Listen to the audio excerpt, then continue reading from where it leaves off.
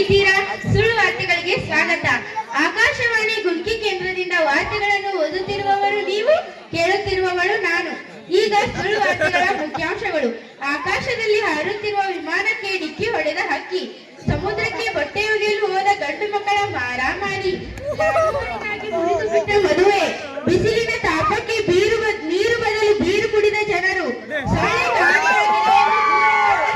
ಮಾಲೀಕ, ರೈತರಿಗೆ ಉಚಿತ ವಿದ್ಯುತ್, ಖಚಿತ ವಿದ್ಯುತ್ ಬಿಲ್, ಭಿಕ್ಷೆಯ ದರವನ್ನು ಕನಿಷ್ಠ 10,000 ರೂಪಾಯಿಗೆ ಏರಿಸಬೇಕೆಂದು ಒತ್ತಾಯ, ಗುಣಿಕಿ ಪಟ್ಟಣದಲ್ಲಿ ತುಂಬಿ ಹರಿದ ಹಳ್ಳ, ಗುಣಿಕಿ ನಗರದ ಕನಕದ ಸರ್ಕಲ್ನಲ್ಲಿ ಭೀಕರ ಅಪಘಾತ. ಈಗ ಸುಳ್ಳು ವಾರ್ತೆಗಳ ವಿವರ. ನಿನ್ನೆ ಆಕಾಶದಲ್ಲಿ ವಿಮಾನವೊಂದು ಹಾರುತ್ತಿರುವಾಗ ಹಕ್ಕಿ ಬಂದು ಡಿಕ್ಕಿ ಹೊಡೆಯಿತು. ಆದ ಕಾರಣ 320 ಮಂದಿ ಸತ್ತು 220 ಮಂದಿ ಗಾಯಗೊಂಡಿದ್ದಾರೆ. ಗಾಯಗೊಂಡವರಿಗೆ ಪೊಲೀಸ್ ಠಾಣೆಯಲ್ಲಿ ದಾಖಲು ಮಾಡಿದ್ದಾರೆ. ಅವರಿಗೆ ಹಾಲು ಸಿಗದೇ ಇದ್ದ ಕಾರಣ ವಿಸ್ಕಿ ಬ್ರ್ಯಾಂಡಿಗಳನ್ನು ಕೊಟ್ಟು ನೋಡಿಕೊಳ್ಳುತ್ತೇವೆ ಎಂದು ಪೊಲೀಸ್ ಸಿಬ್ಬಂದಿ ತಿಳಿಸಿದ್ದಾರೆ. ನಿನ್ನೆ ಗಂಡು ಮಕ್ಕಳು ಸಮುದ್ರಕ್ಕೆ ಬಟ್ಟೆ ಒಗೆಯಲು ಹೋದಾಗ ಕಲ್ಲಿನ ಸಲುವಾಗಿ ಹೊಡೆದಾಟಗೊಂಡಿದ್ದಾರೆ. ಗಂಡು ಮಕ್ಕಳನ್ನು ಮತ್ತು ಕಲ್ಲುಗಳನ್ನು ಪೊಲೀಸರು ವಶಕ್ಕೆ ಪಡೆದುಕೊಂಡಿದ್ದಾರೆ. ನಂತರ ಗಂಡು ಮಕ್ಕಳನ್ನು ಜಾಮೀನಿನ ಮೇಲೆ ಬಿಡುಗಡೆ ಮಾಡಿದ್ದಾರೆ. ಆದರೆ ಕಲ್ಲುಗಳನ್ನು ಇನ್ನೂ ಬಿಟ್ಟೇ ಇಲ್ಲ. ಕಲ್ಲುಗಳನ್ನು ಬಿಡಿಸಿಕೊಂಡು ಬರಬೇಕೆಂದು ವಿಶೇಷ ವರದಿಗಾರರು ತಿಳಿಸಿದ್ದಾರೆ. ಲಾಡುಗಳಿಗಾಗಿ ಮುರಿದು ಬಿದ್ದ ಮದುವೆ. ಮದುವೆಯೊಂದರಲ್ಲಿ ಗಂಡಿನ ಕಡೆಯವರಿಗೆ ಲಾಡು ಕಡಿಮೆ ಬಿದ್ದ ಕಾರಣ ಗಂಡಿನ ಕಡೆಯವರು ರೊಚ್ಚಿಗೆದ್ದು ಲಾಡು ಇಲ್ಲದ ಮದುವೆ ನಮಗೆ ಬೇಡವೇ ಬೇಡ ಎಂದು ಮರಳಿ ಊರಿ ಹೋಗಿದ್ದಾರೆ. ಉತ್ತರ ಕರ್ನಾಟಕದಲ್ಲಿ ಬಿಸಿಲಿನ ತಾಪಕ್ಕೆ ಸುಸ್ತಾದ ಜನ, ನೀರಿನ ಬದಲು ಬೀರು ಕುಡಿದ ಜನರು. ಹಾಗಾಗಿ ಸರ್ಕಾರಕ್ಕೆ ಆರ್ಥಿಕ ಸಹಾಯ ಮಾಡಿದ್ದಾರೆ ಎಂದು ವಿಶೇಷ ವರದಿಗಾರರು ತಿಳಿಸಿದ್ದಾರೆ. ಸೊಳ್ಳೆಯೊಂದು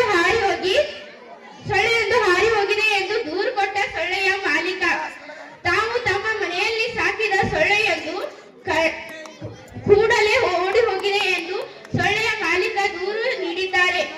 ದೂರು ಸ್ವೀಕರಿಸಿದ ಪೊಲೀಸರು ಎಫ್ಐಆರ್ ಮಾಡಿ ತನಿಖೆ ನಡೆಸುತ್ತಿದ್ದಾರೆ. ಈ ಮಧ್ಯೆ ಸೊಳ್ಳೆಯನ್ನು ಹುಡುಕಲು ಪೊಲೀಸರಿಗೆ ಆದೇಶ ನೀಡಿದ ಹೈಕೋರ್ಟ್.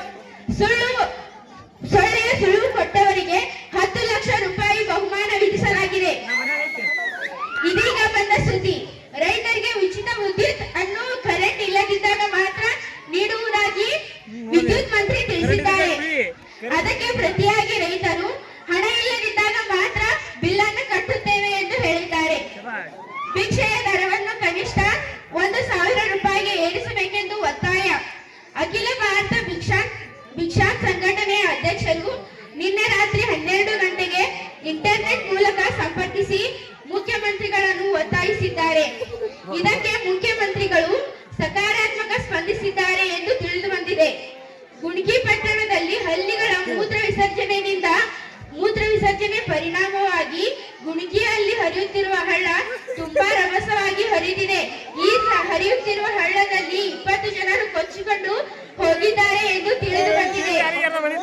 ಗುಂಡ್ಕಿ ಪಟ್ಟಣದಲ್ಲಿ ಕನಕದ ಸರ್ಕಲ್ನಲ್ಲಿ ಕಾರಿಗೆ ಡಿಕ್ಕಿ ಹೊಡೆದ ನೊಣದ ಪರಿಣಾಮವಾಗಿ ಭೀಕರ ಅಪಘಾತಗೊಂಡಿದೆ. ಈ ಭೀಕರ ಅಪಘಾತದ ಸಂದರ್ಭದಲ್ಲಿ